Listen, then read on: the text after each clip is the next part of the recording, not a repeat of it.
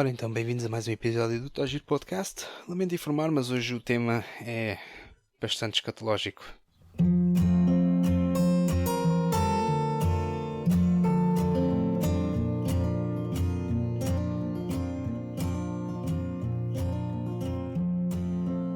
Bem-vindos ao Tagir Podcast, uma produção Sérgio Lifestyle.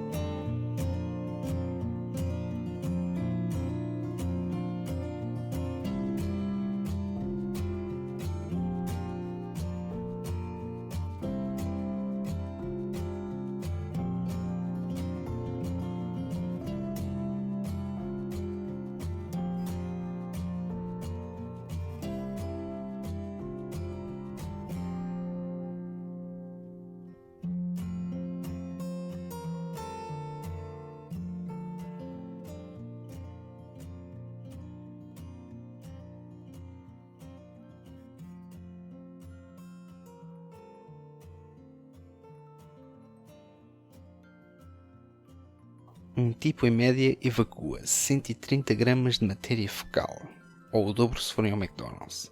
Portanto, já imaginaram, nós somos 7,5 bilhões, ou seja, todos os dias são feitos 1 milhão de toneladas em poias.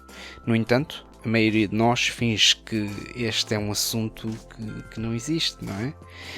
E isto tudo graças a uma invenção que melhorou a saúde e a qualidade de vida mais do que qualquer outra na história da humanidade.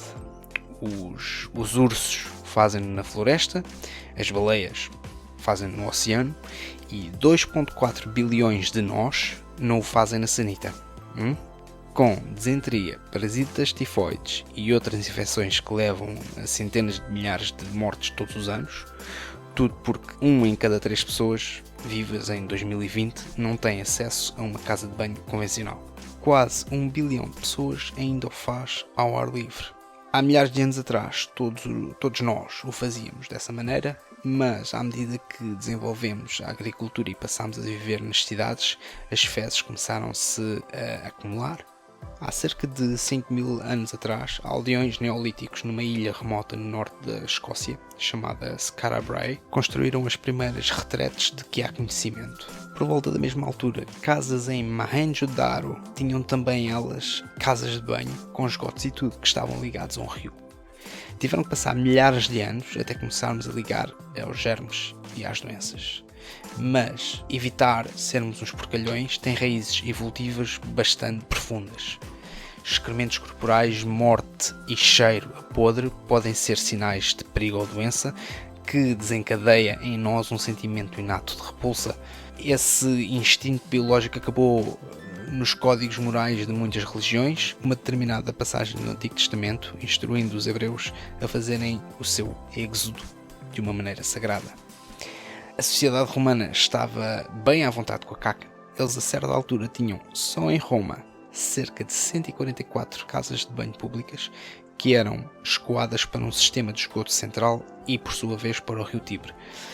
Mas a grande maioria dos romanos, lá está, pegavam no bacio e atiravam o seu conteúdo para a rua. Com o volume de excrementos e doenças a começar a aumentar, eles começaram a ligar o mau cheiro, a cocó, como causa de certas doenças. Algum tempo depois do Império Romano ter desaparecido, essa conexão entre o mau cheiro e o mau estado de saúde persistiu, mas a inovação da sanita não se deu logo. Aliás, teve que se esperar mais de 1000 anos, e é neste compasso de espera de 1000 anos em que eu vos vou deixar aqui para irmos a um curto intervalo. Então vá, até já! Olá a todos, eu sou o Sérgio e é com agrado que anuncio que decidimos lançar a nossa página de Patreon para o Tagir Podcast. O Patreon, para quem não sabe, é uma ótima maneira para podcasts ou mesmo artistas em geral de fazerem crescer o seu espólio. E nós queremos muito usar esta plataforma como forma de agradecimento a todos os nossos ouvintes. Era excelente se pudéssemos contar com o vosso apoio. E como forma de apreciação, criámos algumas recompensas, se quiserem, tais como menção do vosso suporte no início de cada episódio, ou mesmo a possibilidade de ler as vossas mensagens antes do final de cada episódio. Por isso, se quiserem, é só irem a patreon.com youtube.com/tagirpodcast. Também podem encontrar o link na info de cada episódio. Então vá, bem-aja! Ora, bem-vindos de volta. Vamos então continuar neste tema animado de doenças e cocó. Durante os surtos medievais, como a peste negra, por exemplo, os médicos usavam máscaras pontiagudas cheias de perfumes e ervas aromáticas para limpar o ambiente.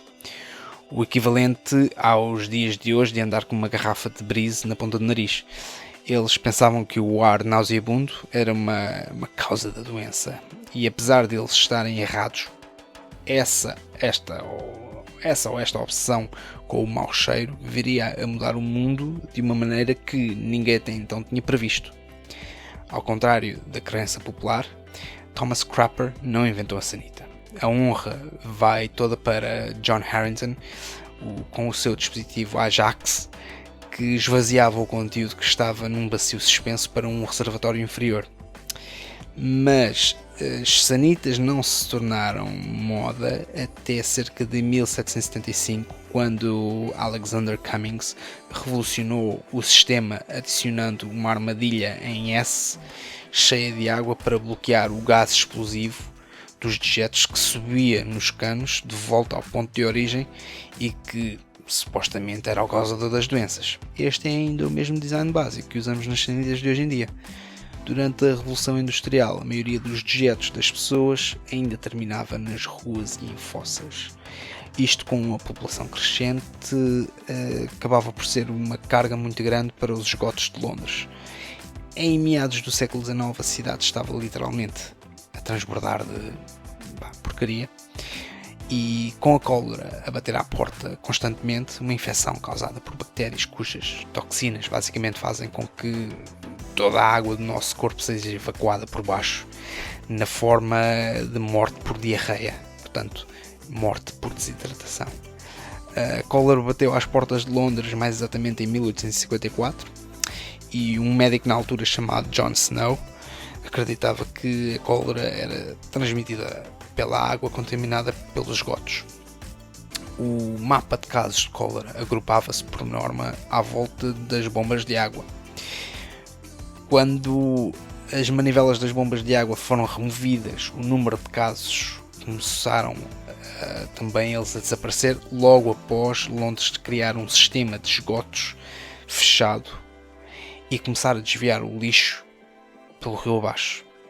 Mas a Ordem dos Médicos não aceitou totalmente as ideias do Snow durante quase 50 anos.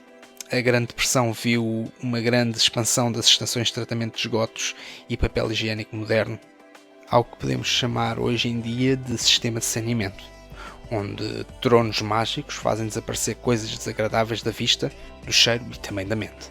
Esta coexistência privilegiada que temos com o cocó deixa-nos também manter outra coisa afastada da mente.